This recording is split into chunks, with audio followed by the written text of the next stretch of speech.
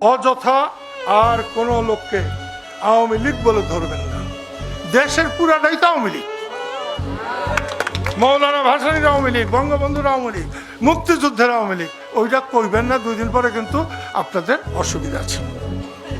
তার জন্য সাধারণ আওয়ামী লীগের কর্মীরা লাঞ্ছিত হবে, অপমানিত হবে, কষ্ট করবে, এটা ঠিক না। বর্তমান সরকার বাহাদুরকেও বলি, এই প্রত্যেক দিন লোক ধরে নিয়ে যান, বন্ধ করেন, আজকের থেকেই বন্ধ করেন, অন্তত পক্ষে টাঙ্গাইলে ধরা বন্ধ করেন।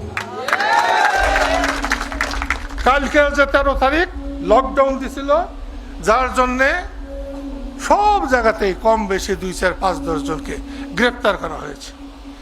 এত সুখে থাকেন না, ভালো হবে না। সেজন্য বলছি, অযথা আর কোনো লোককে আওয়ামী লীগ বলে ধরবেন না।